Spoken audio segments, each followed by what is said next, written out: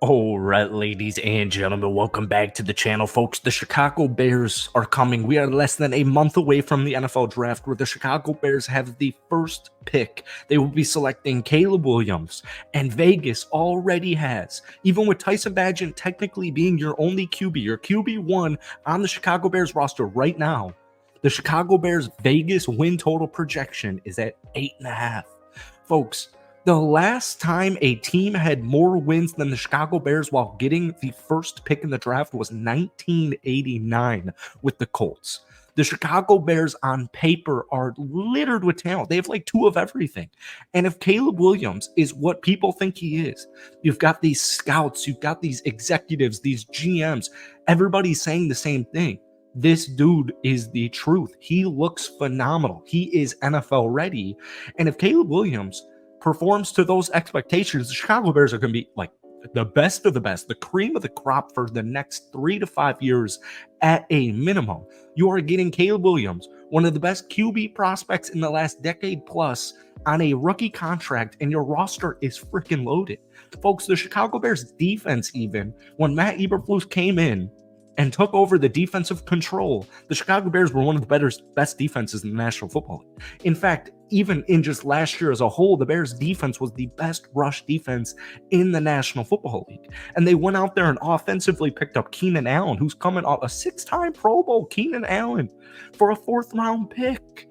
Folks, he's only 31 years old. Keenan Allen is going to make Caleb Williams' job so easy, so much simpler. We're pairing him up with DJ Moore. New addition, DeAndre Swift. I've got my tackles. I've got my coach. I got my new OC, Shane Waldron. The Chicago Bears are going to be very, very good. And even if they don't end up winning 8.5 games or over 8.5 games this upcoming season, you're going to see the flashes. You're going to see the glimpses. But the point still stands. The Bears roster's loaded. They are loaded, and that's what we're going to talk about in today's video. But before we do, if you guys enjoy it, be sure to hit that like button, hit that sub button for daily Bears content, along with daily NFL content. Bears fans, if you could try and get this video to 100 likes, that would mean the absolute world to me. So the roster is pretty much complete. You know, you still have like over $20 million in cap space, but the thing is this. The Bears only have 4 selections in this year's NFL draft.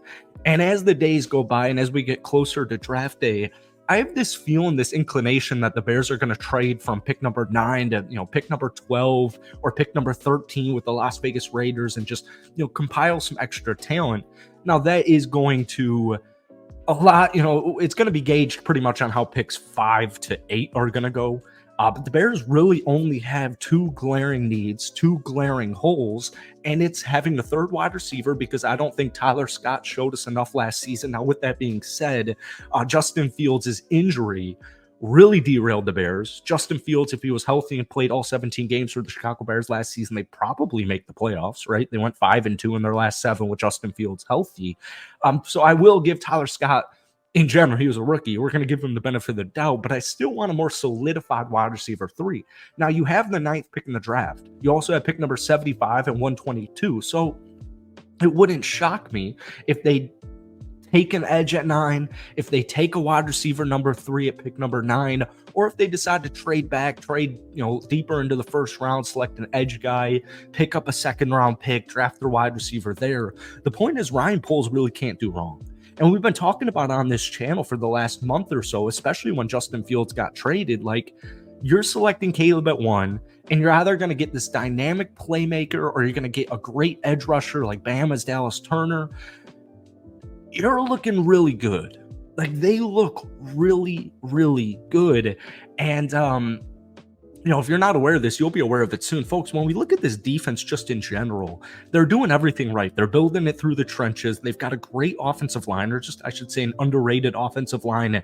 You've got future star Darnell Wright coming off a rookie season. You got left tackle Braxton Jones, my Southern Utah legend. But their wide receiver room, even with number 1 and 2, DJ Moore coming off a career season, over 1,300 receiving yards. Keenan Allen, the same thing.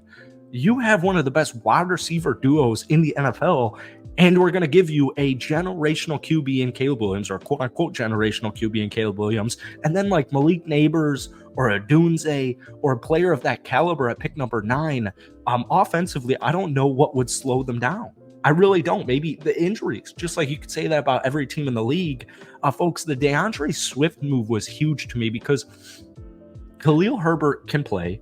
Dante Foreman last season could certainly play. Didn't really get a good fair run, but your current running backs on your roster right now, 1 through 3, DeAndre Swift, new addition, 1,000-yard season with the Philadelphia Eagles last year. He's versatile. He's a playmaker. He can run. He can also catch the ball. That's going to be huge for Caleb Williams.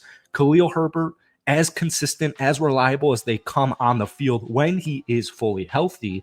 And then you've got this kind of jack of all trades in Rashawn Johnson coming off his rookie season from the University of Texas. He can also catch, he can also run, and he can also block. So the Bears, when we take Justin Fields, because they were the second best rushing unit last year, when we take Justin Fields out of that equation, and we use, the 3 running backs, the main 3 running backs that Chicago deployed last year, they were like 21st or 22nd in the NFL as far as rushing yards per game. So DeAndre Swift was such a sneaky move. He had a pretty sneaky season in Philadelphia because, Philadelphia started off red hot and then they tapered off and ended up losing to Tampa Bay. So DeAndre Swift signing him was a steal to me. And then they picked up Keenan Allen for a 4th-round pick, and you're going to get Caleb Williams. So offensively, I really like where they're at. Defensively, quite literally, all they need is a guy on the other edge, a more consistent edge rusher on the other side of Montez Sweat. Folks, Matt Eberflus taking over defensive control. We saw what the Bears defense was going to look like. You got Sweat. You got Gavon Dexter. You've got TJ Edwards and Tremaine Edmonds. I guarantee you, if Tremaine Edmonds and TJ Edwards, 100+ tackle seasons from both of them had like over 3 interceptions as well. If they were on any other team, if they were on a playoff contender, you'd be talking about this linebacker room being one of the most underrated, best linebacker rooms in the entire NFL. Jack Sanborn. And then we look at the secondary, and this is something I've been preaching all offseason. The Bears secondary, as young as it is, with guys like Tyrique Stevenson coming off 4 interceptions in his rookie year, it might be by the end of next season the best secondary or one of the best secondaries in the entire National Football League. Folks, Kyler Gordon, Tyrique Stevenson, Jaquan Brisker, and Jalen Johnson, who just got extended. Kevin Byard joins the team. Jonathan Owens joins the team.